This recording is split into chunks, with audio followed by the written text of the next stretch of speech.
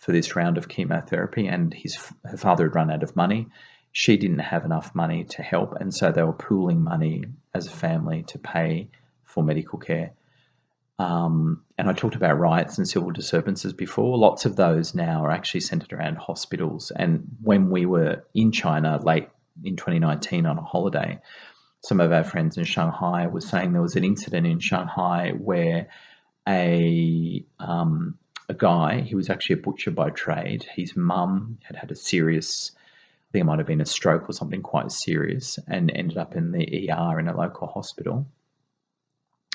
And because they're trying to build hospitals in China, so there's an astonishing number of hospitals being built at any one time to keep up with demand. But she waited a long time in ER, and the doctor, when she was given a basic check, said, look, you can't, because you're from a particular area, you have to take your mum to another area. The butcher got so angry, he stabbed the doctor and killed the doctor. And violence in hospitals and around hospitals is quite prominent because people are stressed about, in some cases, finding the money if their insurance doesn't, and their state insurance doesn't cover enough of the bill, or just being seen in time because there's such demand. So the standard of care I found in China was excellent, but these huge lines, really short times with doctors because they're so busy and they need to just get people in and out. And I think this is a really big issue for lots of Chinese people too, and again talked about a lot in the media as well. And I remember visiting a sick friend in hospital, and you could hear the sound of welding and construction outside because they're building a wing of a new hospital next to the old one, and they couldn't close down any of the old hospital because they simply didn't have enough beds. So again, issues around health are really big in China. One of the really interesting things I found about living there was meeting people's parents. And after getting to know them, sort of asking them and some quite pointed questions, because I lived there and, had a friendship with their child, they would sometimes answer things, quite sort of frank, controversial questions, which was really interesting. And being a Westerner, I was always really curious about the Cultural Revolution. It's one of the few images we see consistently about China in the West. And in fact, I kind of almost went there thinking it was still happening because that's all you see in the West. And I asked one particular friend's parents, what did you think of Mao, and the bad times of the Cultural Revolution? And this guy said, well, actually, I was a Red Guard. I had the red band on, and I travelled around China during the Cultural Revolution. I said, oh, wow. So how do you see that time? And he said, I can see the problems with it, but he said it was the best time of my life.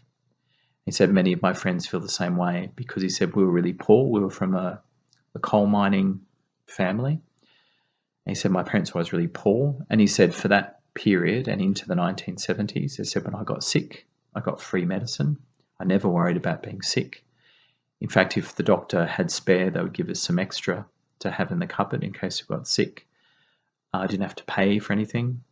He said the school did close down, which he regrets. So that's the only thing he sees as negative. And he had never really achieved the educational levels he wanted to. But he said during the Cultural Revolution, all public transport was free. So he said my family never even got to travel. He said I jumped on a train and went to Beijing, travelled to Xi'an, and saw some amazing things I never would have seen. And he said people were nice to each other. He said there was some fear, but there was a time of egalitarianism and we were all equal. And he said it was a fantastic time. And he said it was really exciting. And he said parts of the economy went backward, but there were, big public works, roads being built, power went to his area for the first time. The village saw their first telephone. So I was kind of surprised at some of these mixed feelings about that period when we get one view of that period. So not to say that the view we get is completely incorrect, but we get a very narrow slice of the time. And if you kind of probe Chinese people, you get really interesting sort of experiences. I had another a parent of a friend of ours, a close friend of ours, and her. I knew her family were actually persecuted because I think her grandfather was a university lecturer, so he lost his job and was humiliated. And I said, "So you must, really dislike Chairman Mao and all the rest of it." And she said, "You can't say that." She said, "No matter what he did to me and the family," he said, "if it wasn't for him, there would be no China. All this development we have would be impossible, and he's changed the country forever. So he wasn't great for our family, and I regret what happened to him, but I won't hear anyone say anything bad about him." I was sort of taken aback, So you sort of have these very complex feelings about periods of history like that we, again, just get the one view on, basically. And I found that really fascinating. I also remember I worked in a school that was a government-private joint venture, and often the teachers would ask me to teach some of the politics because I taught history to Chinese students, and I would talk about Mao a lot. And I remember showing a video that I was going to use in a class I thought was really good. It showed the good and the bad. And I showed it to one of my friends who was the Communist Party rep for the school. And we were talking about what we saw, and she said, "Oh, it's interesting." And while the video was playing, another friend of mine who was very uncomfortable with any discussion of politics at all, I think she just wanted to move on, was sort of nervously watching the video. And then another friend or colleague came in, and his parents were persecuted, and he was very anti-Communist Party, very anti-Mao. And there was a very uncomfortable 10 minutes as we huddled around the laptop watching this cartoon. And it's always stayed with me, though, that each people in that room had a very, very different view of that time. And it was very difficult for them to talk about because their families had very different experiences. They'd been on different sides, and different parts of their family had been on different sides. And it was interesting because I sort of then also realised how raw some of this history is, and understood why people don't talk about it and why the party don't like it to be talked about, because it was, I think we sometimes understand that period. I think it was more a civil war than anything else, and it's very uncomfortable and very raw. So it was kind of interesting being in that experience and being in that room. And that kind of brings me to the Communist Party itself. So I had one of the reasons I wanted to go to China was I was really curious about the politics. And I was really interested to see what it was like to live in a communist country. And so first of all, one of my friends was a Communist Party rep, and she was a real communist. You could talk about left-wing ideas, and that was really interesting. I had experiences with Communist Party secretaries in schools, because each school has to have one, each company has to have one, who were radically different. One lady who joined the party as a career advancement thing, sort of was conversant with the prerequisite theory, but in her actions and the way she treated staff, she was, totally disregarded it. So for many, it's a promotion tool. One lady I worked for wasn't really into the theory, but said, I asked her one day why she became a member, and she said, because I really like the fact that for all its faults, she said, the party is really a party about caring for people. And she said, that's why I'm really interested in the party. And we still talk a lot about that, how we look after each other and how we make the country strong, and how it helps us pull together. And without that, without that cement, people would just become selfish again and look after each other. I thought that was really interesting. So I thought that was quite fascinating. And I had sort of some stereotypical moments too when I'd be doing English corners with students, where they're still quite common in China, where you meet a particular time and people come and they just talk English, and they try and get foreigners there. And the students would come to me and they'd say, oh, shush, don't talk about Taiwan or Tibet, because see those two guys over there in suits, they're local propaganda department people, and they're listening to our conversation. And we'd all moderate our conversation, and they'd ask us awkward questions and we would not answer. And so I had kind of those stereotypical experiences as well. And I had really nice ones where you would have lovely members of the Communist Party who would like to talk about ideas, were very open.